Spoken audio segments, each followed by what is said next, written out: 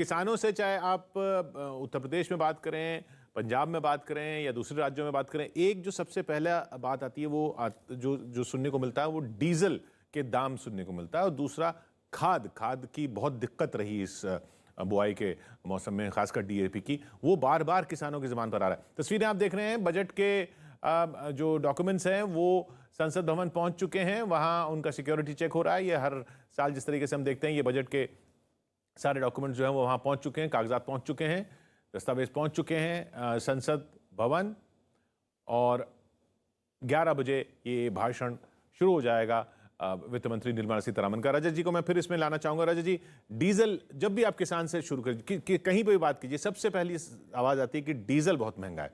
तो अब सब्सिडी कितना दे सकती है सरकार, क्योंकि वो तो मार्केट फोर्सेस पे जा चुका है और इंटरनेशनल मार्केट में प्राइसेस बल्कि और बढ़ गए हैं। अभी हमने पिछले साल से नहीं बढ़ाए हैं, तो ये बजट से कैसे उम्मीद करें इसकी?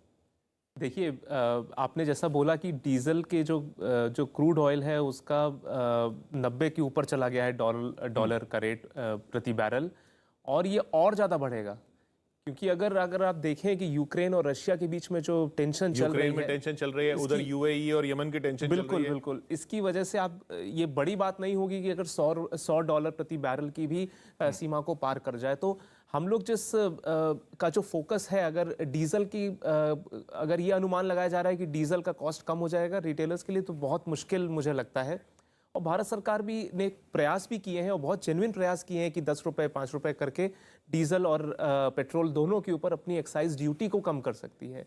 बाकी जो ग्लोबल रेट है उसको तो कम ज़्यादा भारत सरकार कर नहीं सकती, उसके हाथ में तो यही है कि एक्साइज ड्यूटी को कम किया जाए। और इसका एक्साइज ड्यूटी को कम करना अभी मुझे मुश्किल लगता है, क्योंकि देखिए, जैसा मैंने पहले भी बोला था कि पब्लिक डेट की जो स्थिति है वो अगर ज्यादा हो जाए, अगर वो 90 से 100% तक चला जाए, तो हमारे बाकी नंबर्स और बाकी आंकड़े हिलने लग जाते हैं। एक बार फिर सरल उसमें समझने की कोशिश करते हैं। पब्लिक डेट यानी कि देश पर जो कर्जा है, पूरा कुल मिला के पूरा कर्जा, हाँ जी, वो कर्जा एक इमर्जिंग इकोनॉमी जैसे एक विकासशील देश भारत के लिए जो हेल्दी रेट होना चाहिए, वो करीब 70-75% के बीच में होना चाहिए। किसका 70%? जीडीपी का। टोटल जो देश में जितना भी उत्पादन होता है, जी, उसका कर्जा हमारा 70 से 75% के बीच में रहेगा। तो जितने भी बड़े इकोनॉमिस्ट हैं दुनिया भर के, वो ये मानते हैं ये स्टेबल है, इससे कोई और ऐसी चीजें नहीं होंगी कि पूरी मैक्रो स्थिति भारत की खराब हो सके।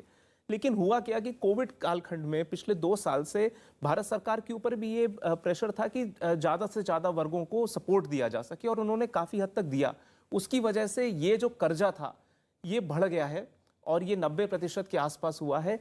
अब ये और ज्यादा बढ़ाने की क्षमता शायद भारत सरकार के पास नहीं होगी, और उसको धीरे धीरे अपने स्थायी आंकड़ा, जो मोदी सरकार की सबसे बड़ी इकोनॉमिक प्लानिंग की विक्ट्री रही है, वो यही रही है कि उन्होंने इस आंकड़े को 70-72-75% तक रखा सक्सेसफुली पिछले 5-6 सालों से।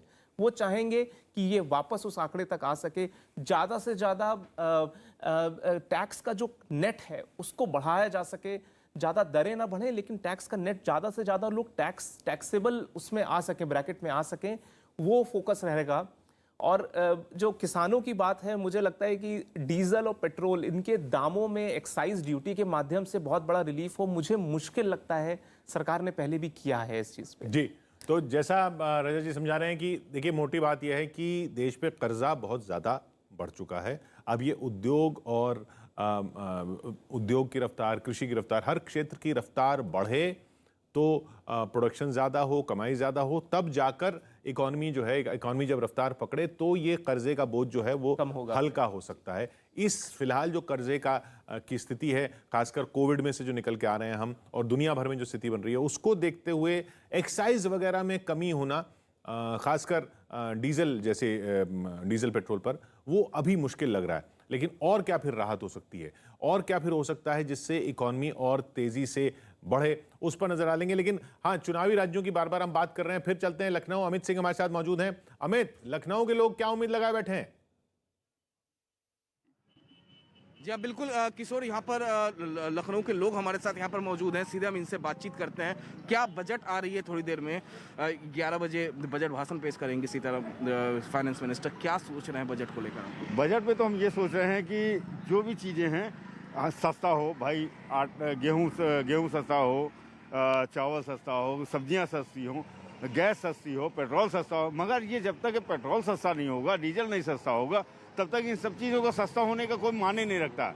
सरकार को इसके ऊपर सोचना होगा। जब तक इस चीज़ को नहीं सोचती है तब तक किसी चीज़ पर लुभावना हमको नहीं चाहिए।